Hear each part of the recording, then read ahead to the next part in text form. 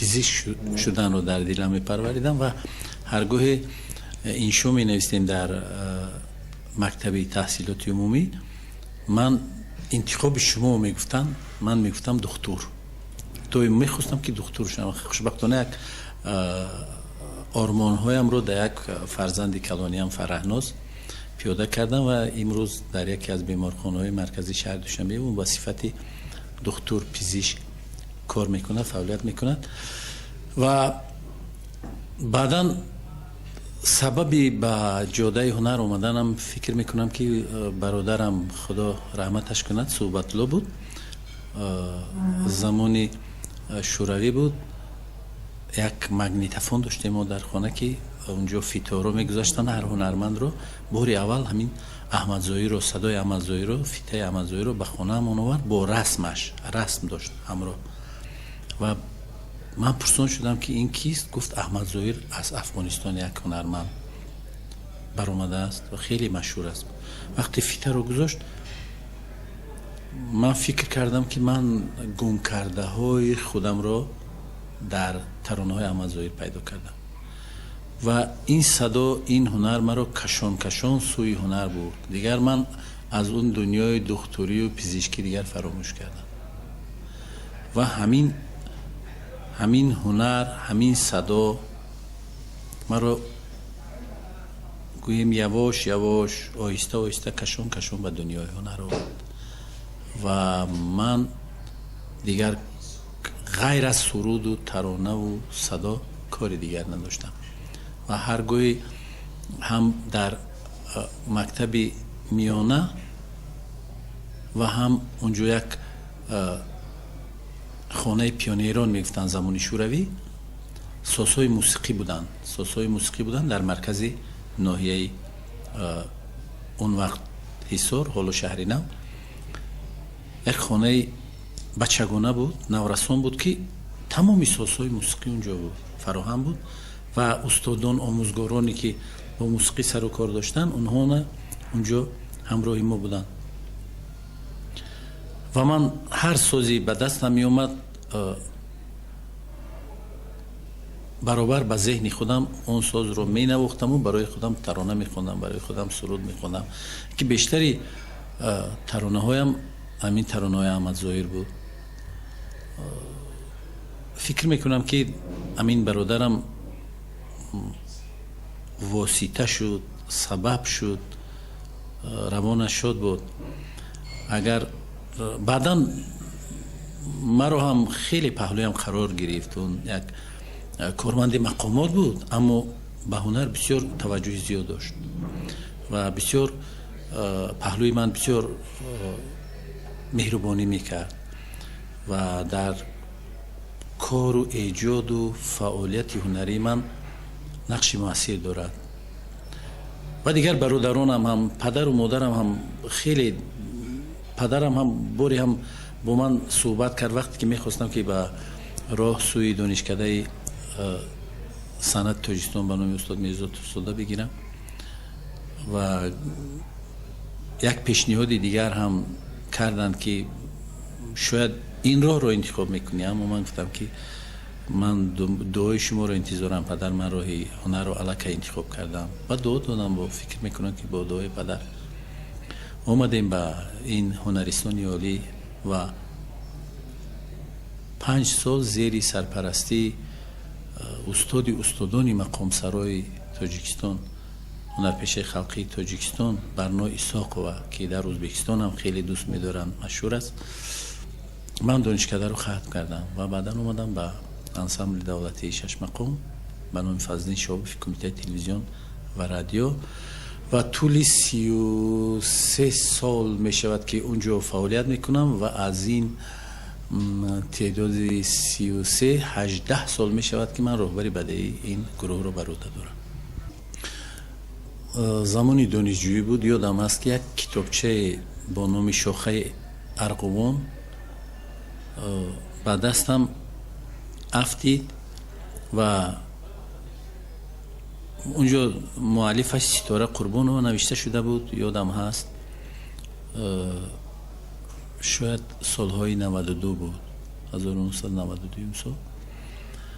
و همین یک شعر انتظاری داشت اونجا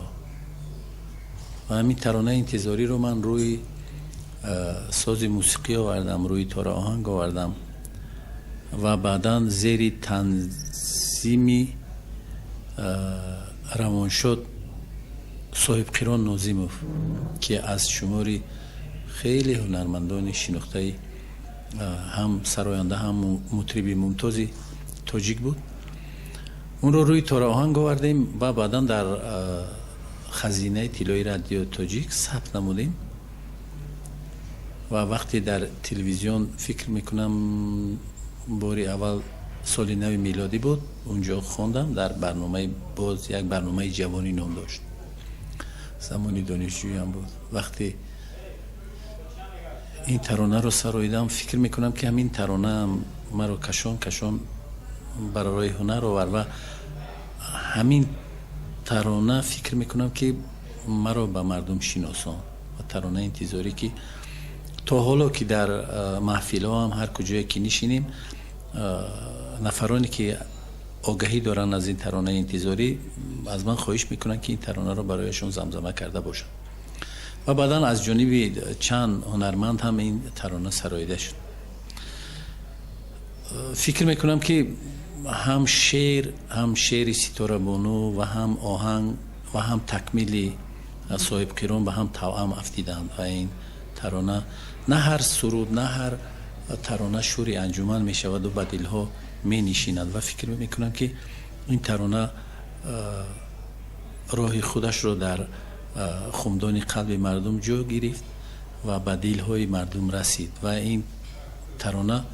فکر میکنم که مرا به مردم معرفی کرد.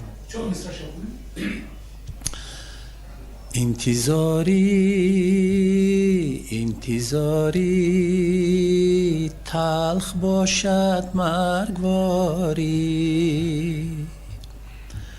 چشمهای من براحت می کند زاری و زاری، چشمهای من براحت می کند زاری و زاری، انتظاری.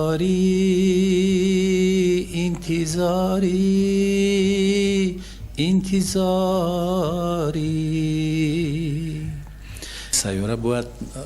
نزیسته باشد. اصلا چگونه میتوان که به آرمان زیست و همون آرمان های آدم، آرمان های همون فرد تا زندگی هست، حیات هست، او پایان نمییابد. اون هست که آرمان ها در دل اکثر آدمان چند آرمان خود رو با خود میبرند، اما من میخوام که در همین زندگی هم همه آرمان هایم پیاده باشند و چند کاری دیگر مونده است که من باید برای این ملت باید به پایان برسانم، زیرا من رسالت دارم نزد این ملت و هر چیزی در همین دل کوچکم بود از جانب دولت و حکومت، خاصه سرور دولت فرهنگ پروری تاجیکستان محترم امام علی رحمان من به دست آوردم. من دیگر فکر میکنم که باقی فقط من باید ایجاد کنم و در اندیشه رشد و انکشاف و رونق و گسترش هنر همین ملت باشم. اصلا باید قید کنم اینجا که این آهنگ با ارکستر سازهای ملی تاجیکستان با دیگر متن سراییده شده بود از جانب هنرمندان تاجیک. بعدا من فکر کردم که یگان متن کلاسیکی اینجا وارد کنیم. آهنگ خیلی زیبا و آرامش داشت و روحیه آدم رو نوازش میکرد و بعدا من این چیز رو بالای این آهنگ ماندم، فکر کردم که باز زیباتر و شینمتر و جالبتر شد که چون این است: هر زمان گویم که از دل مهری و بیرون کنم، لیک با خود بس نمی آیم ندانم چون کنم